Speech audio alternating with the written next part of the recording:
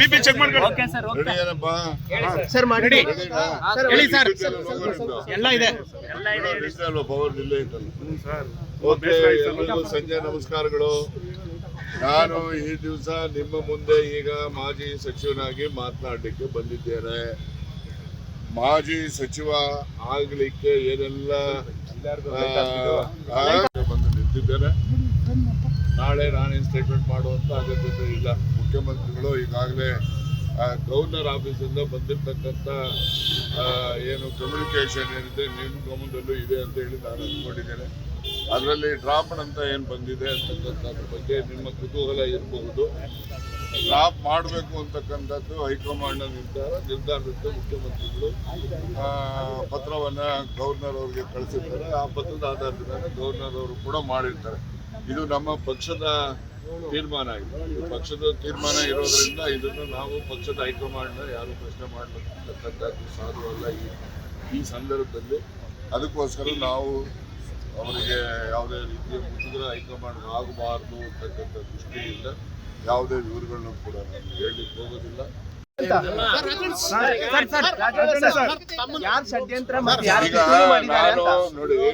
ನಾನು ರಾಹುಲ್ ಗಾಂಧಿ ಅವರಿಗೆ, ನಮ್ಮ ಅಧ್ಯಕ್ಷರಿಗೆ ಮತ್ತು ವೇಣುಗೋಪಾಲ್ ಅವರಿಗೆ ನಾನು ಏನೆಲ್ಲ ಅವರಲ್ಲಿ ಒಂದು ತಪ್ಪು ಗ್ರಹಿಕೆ ಆಗಿದೆ ಅಂತಕ್ಕಂಥ ನನಗೆ ಮಾಹಿತಿ ಇದೆ. ಆ ತಪ್ಪು ಗ್ರಹಿಕೆಯನ್ನು ನಿವಾರಣೆ ಮಾಡಲಿಕ್ಕೆ ನಾನು ಅವನ್ನೆಲ್ಲರೂ ಕೂಡ ಭೇಟಿ ಮಾಡಲಿಕ್ಕೆ ದೆಹಲಿಗೆ ಹೋಗ್ತೇನೆ. ಇನ್ನು ನಮ್ಮ ಎಲ್ಲ ಹಿರಿಯ ಸಚಿವರುಗಳು, ಶಾಸಕರು ಕೂಡ ಹೋಗ್ತೀವಿ. ಅವ್ರಿಗೇನು ತಪ್ಪು ಗ್ರಹಿಕೆ ಆಗಿದೆ, ತಪ್ಪು ಗ್ರಹಿಕೆಯನ್ನು ನಿವಾರಿಸ್ತಕ್ಕಂಥ ಪ್ರಯತ್ನವನ್ನು ನಾವು ಮಾಡ್ತೇವೆ. ನಾವು ಏನೇ ಮಾತಾಡಿದ್ರು ಅಂತಿಮವಾಗಿ ನಾವು ಪಕ್ಷದ ಹೈಕಮಾಂಡ್ಗೆ ಬದ್ಧ ಇರ್ತಕ್ಕಂಥವರು. ರಾಹುಲ್ ಗಾಂಧಿಯವರು ಈ ದೇಶದ ನಾಯಕರಿದ್ದಾರೆ.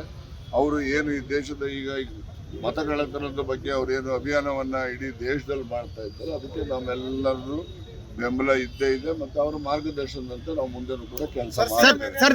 ತಪ್ಪು ಗ್ರಹಿಕೆ ಮಾಡಿಸಿದವ್ರು ಇದ್ದಾರಾ? ತಪ್ಪು ಗ್ರಹಿಕೆ ಮಾಡಿಸಿದವ್ರು ಇದ್ದಾರಾ? ಈಗಾಗಲೇ ಹೇಳಿದ್ದೇನೆ. ಯಾರು? ಏನೆಲ್ಲ ಬೇರೆ ವಿವರಗಳಿದ್ದಾವೆ ಮುಂದಿನ ಸಮಯಕ್ಕೆ ಸರಿಯಾಗಿ ಅವೆಲ್ಲ ಸರ್, ನೀವು ರಾಜೀನಾಮೆ ಕೊಟ್ಟರೆ ಅಥವಾ ವಜಾ ಮಾಡಿರ್ತಕ್ಕಂಥದ್ದು ಅಥವಾ ಕೈ ಬಿಟ್ಟಿರ್ತಕ್ಕಂಥದ್ದು ಯಾವುದೇ ಪದ ನೀವು ಹೇಳಿದ್ರು ಕೂಡ, ಆದರೆ ಇದ್ರ ಹಿಂದೆ ಒಂದು ದೊಡ್ಡ ಷಡ್ಯಂತ್ರ, ಪಿತೂರಿ ಎಲ್ಲ ಇದೆ. ಈ ಪಿತೂರಿ ಷಡ್ಯಂತ್ರ ಯಾರು ಮಾಡಿದ್ದಾರೆ, ಏನು ಮಾಡಿದ್ದಾರೆ, ಏನೇನು ನಡೆದಿದೆ, ಎಲ್ಲೆಲ್ಲಿ ಯಾವ ಮುಖಂಡಗಳ ಜೊತೆ ಏನೇನು ನಡೆದಿದ್ದಾವೆ ಅವೆಲ್ಲವನ್ನು ಕೂಡ ಕಾಲ ಬಂದಾಗ ನಾನು ತಿಳಿಸ್ತೀನಿ.